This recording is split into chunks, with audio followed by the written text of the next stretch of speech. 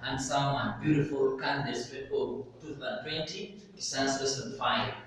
Yes, last time we discussed about the effect of material on light. And one of them, which we discussed with Mr. Ojwater Richard, was those materials which are called transparent. And it was very clear, those transparent materials are those objects that allow a lot of light pass through them easily. For example, he showed you the glass. And if the question is, and it comes, why are we able to see clearly in these transparent materials? Would be your answer. Transparent materials allow all light to pass through them easily. That's how we are able to see through them easily. Thank you. Now, yes, as we are grouping those materials, you get many examples of them. 3 groups: transparent, translucent, and opaque objects. So now we want to see what is the effect of these other 2 materials, the translucent and transparent, on light. Let's begin with the first one. Okay? Let's call it number 2. Okay? Number 2, can call it a translucent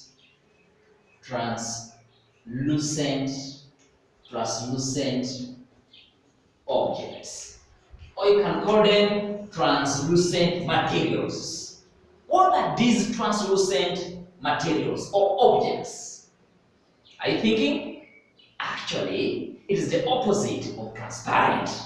If the transparent allow all light to pass through them, what happens to these ones? They allow all light. How about these ones? We say translucent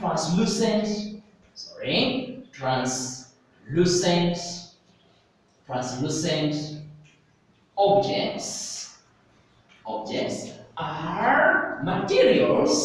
are materials that allow little light to pass through them. So what is the point here? Translucent, they only allow little light to pass through them. You get the point there? They allow little light to pass through them.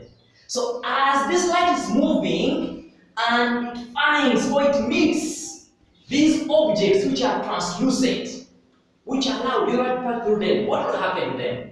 They are going to scatter the light rays. For example, look at this diagram. Okay?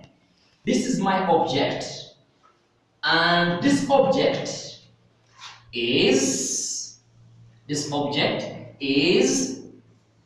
translucent. This object is translucent. So this is the translucent object. And the light rays are coming from this direction. Okay? These are light rays. They are traveling and they are meeting the object which is translucent. Look at the point there. What is going to happen? These light rays, we have said, as these light rays are coming and they meet the translucent object, the light rays are going to get scattered. This is what is going to happen. Some of the light rays will pass through. Okay, it may continue. Okay, others may take this direction. Others, it may go straight. Others, it may continue going that direction. Others, it may take this side. In other words, the light rays are going to be disorganized, scattered. So here's the point. Why are we not able to see them very well in such objects that are translucent? Translucent objects scatter light rays. They scatter light rays. Now, my good children, look at this example of mine. Okay? We have this material. It is a translucent. A glass, but it is translucent. What will happen? Yes, I see the light, but not fully. This material here is very different from this other material here. Both of them are glasses, but this transparent. Then when it comes to this one, it is translucent. Allows little light to pass through it. So why are we unable to see clearly in such objects, such materials which are translucent? Point: translucent objects scatter light rays. Now, can you think of the examples? Examples of translucent objects or materials. What are the examples of these materials, these objects, which are translucent? They allow little light to pass through them. What are the examples of those objects? Look around the hall. One of them, we have just talked about something like this. What do you think is this? What do you think is this? A glass? But what kind of glass is it? Yes, it is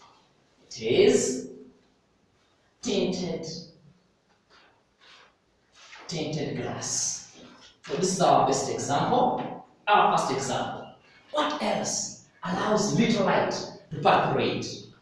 What else? We have other glasses like frosted glass. Where can we find a frosted glass? You can enter the bathroom. At the window there is a glass. And that glass allows the light to pass through it. Why? We shall find out why it's allowing light more so the bathroom. Privacy. Yes. Any other example of a translucent object? Yes. We also have some papers, and these papers are called tracing. They are called tracing papers. They are called tracing papers. These papers, I'm very much aware you don't know them. Very white in color, but you're going to see them in senior one. Sorry, we don't have them yet. It's a primary here. In senior one subject called fine art, you'll be drawing some work and tracing some other complicated diagrams. So what happens, you get that paper which is called a tracing paper, put it in the textbook, then you trace the diagram. Okay?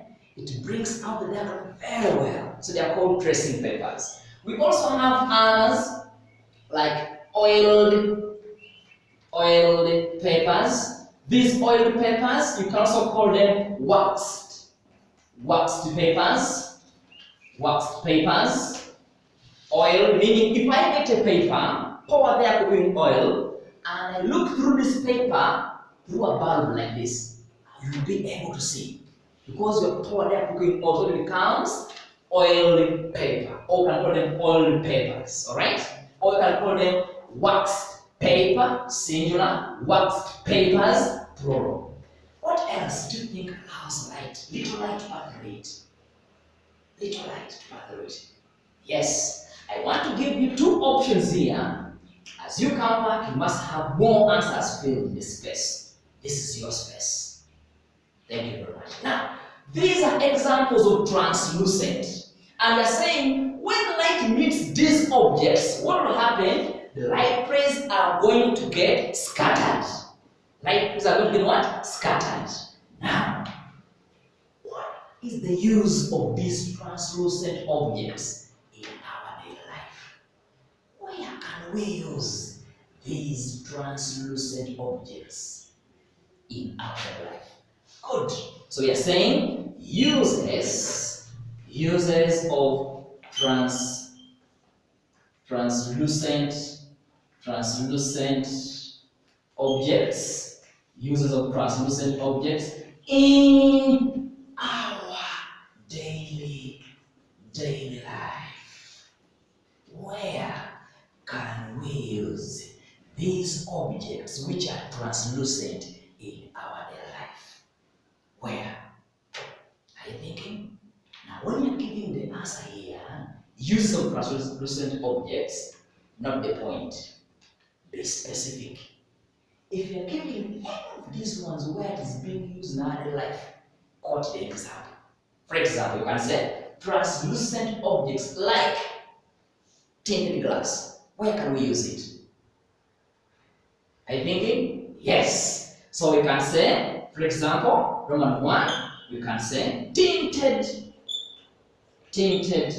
glasses, or you can say translucent objects like tinted glasses are used. Where? I used to make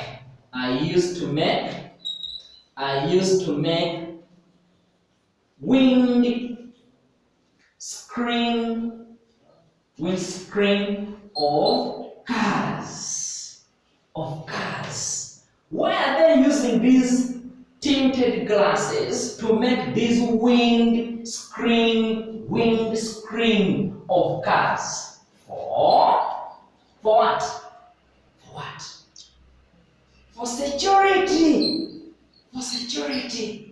It's very true. The President of the Republic of Uganda, His Excellency, when he's moving, the vehicle is well tinted. The glasses, the windscreen are well tinted. Why? For security purpose. Get a point?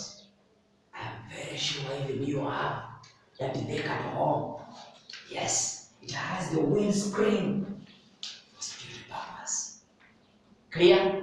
Yes, that is very super. Now, next, another example, another use of these translucent objects in our life. Yes, we talked about something else here called frosted glass. Where can we use these frosted glasses? So, somebody would say in Roman 2 as the answer, somebody would say translucent objects like frosted glasses are used to make windows and doors of toilets, or you can say of bathrooms. For what? For privacy. None of us would like to bathe when somebody is saying, would you? No. For privacy. So Roman 2 is saying frosted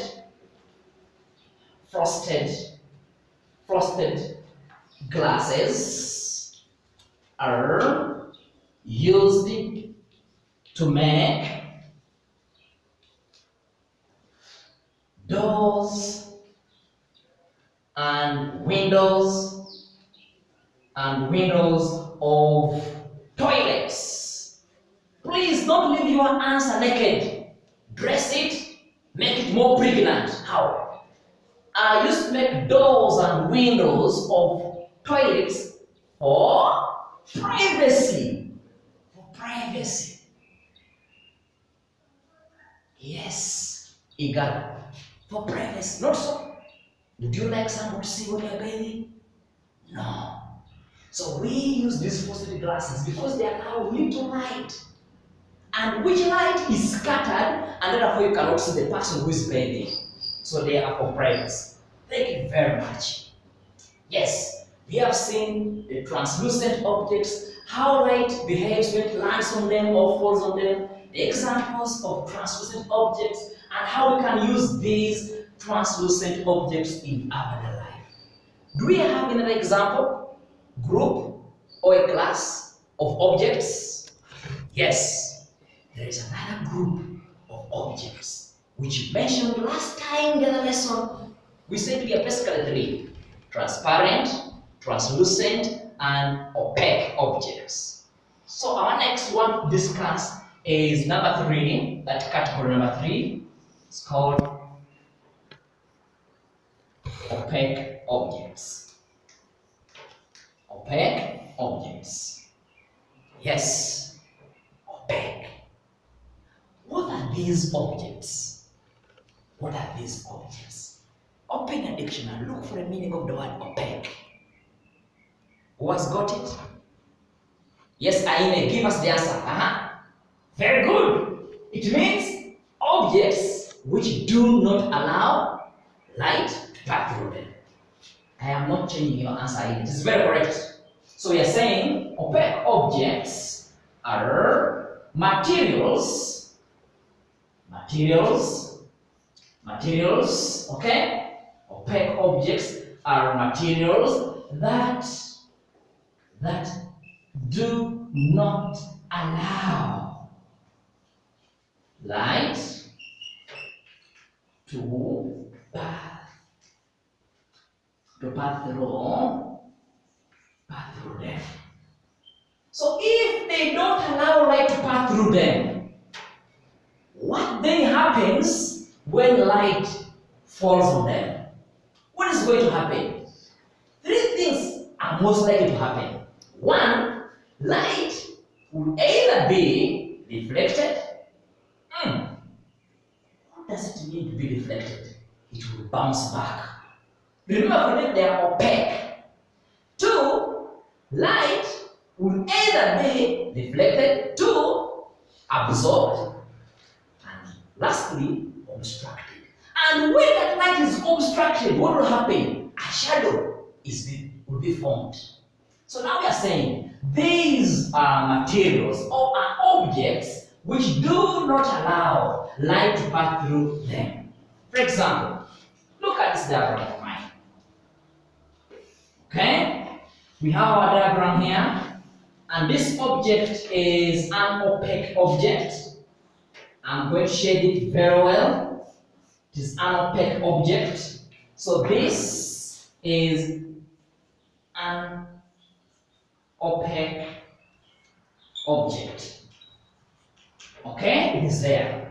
So light rays, they are coming. We have that one. It meets the object. Okay, we have that one. And we have lastly that.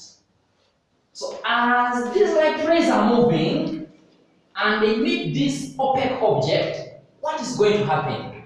They are saying three things are going to happen. One, light rays will either be reflected, absorbed, or obstructed. And what will happen, the effect when the light is obstructed? A shadow is formed down here. Okay? So, we want to show how what will happen. Okay? So I'm showing what will happen. Light rays is going to be reflected. Meaning, it comes, falls on the object, and it bounces back. It comes. Even this one, the same thing. Okay? It comes, falls on the object, and goes back. Falls on the object, and it goes back. So going back is called bouncing, but the science word is reflected. Bouncing back. So we are saying this is how these objects are called opaque objects, how they will affect light rays and the moving. I cannot show you how to show when they are absorbed. But one thing to note, since this is an opaque object and light falls on it, have it in the back of your mind that a shadow must be formed, which I am not going to talk about today. Watch out for the next lesson for that. So we are saying this is how the diagram will look like. So what are the examples? Examples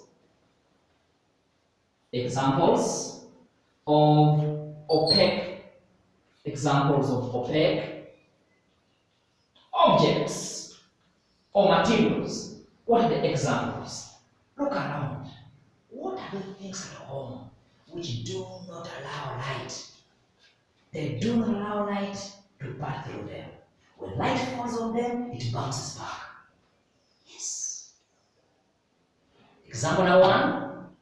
Yes. The first example must be you yourself. Now what is the answer? Human, right for me. Roman 1, we can say, the first answer, human body. Your own human body is the first example of an opaque object. My body, your body, cannot allow light to pass through it. Get the point? Light cannot pass through it. Yes. Any other example? Okay. If someone is behind this wall of this chalkboard, can I see that person? No. Why? This is a wall. So my example next is walls. Any wall. And these walls are made of what? Bricks. Meaning even bricks cannot allow light to pass through them. What else are you thinking?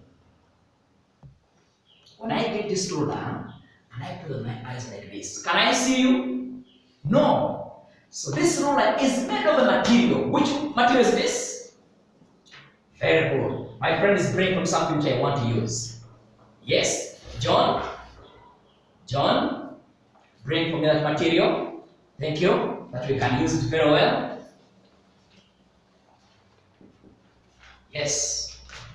Thank you very much, John. I like the way he's walking. Careful. Very careful. Yes.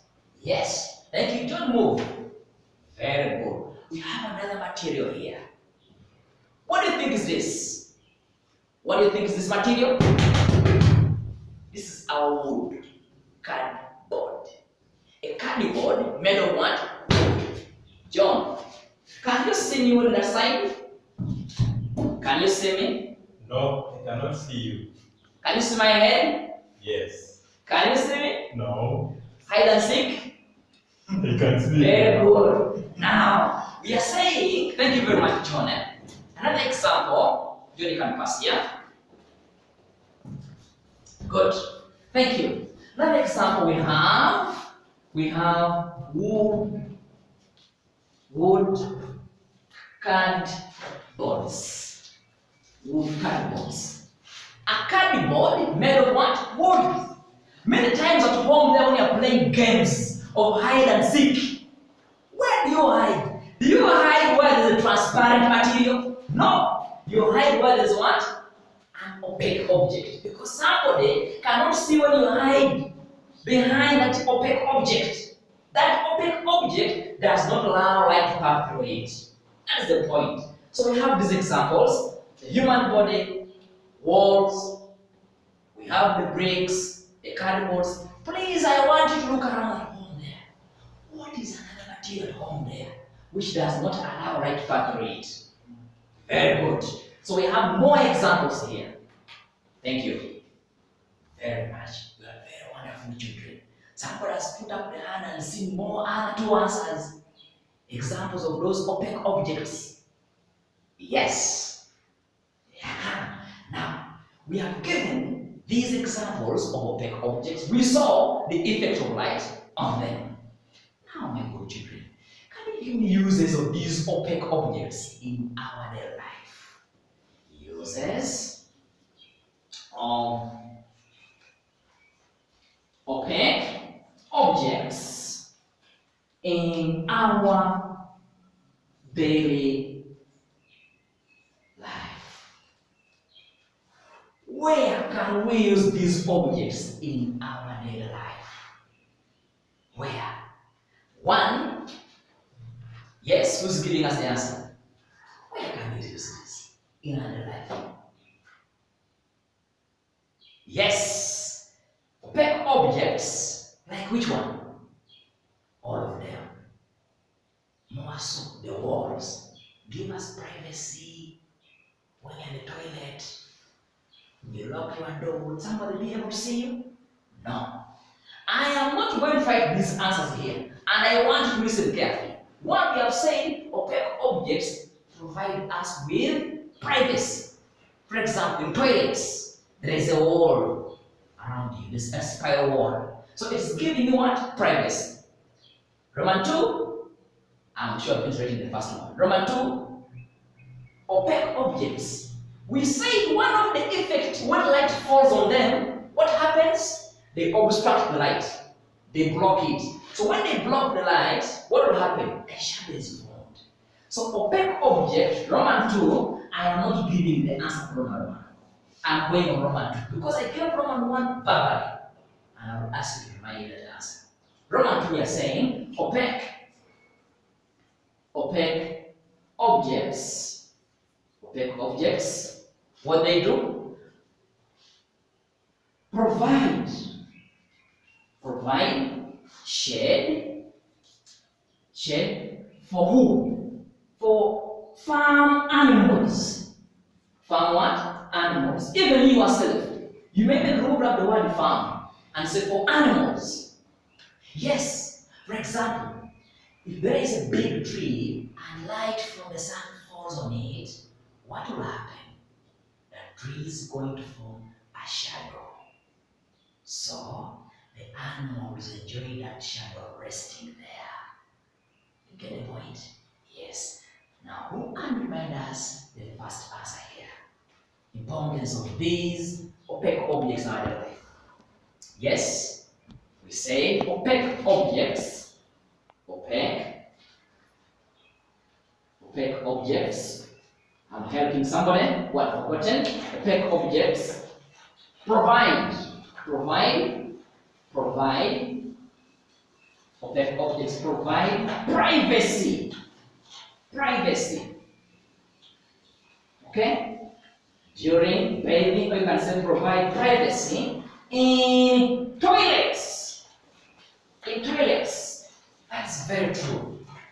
That is very, very true. They provide us with privacy.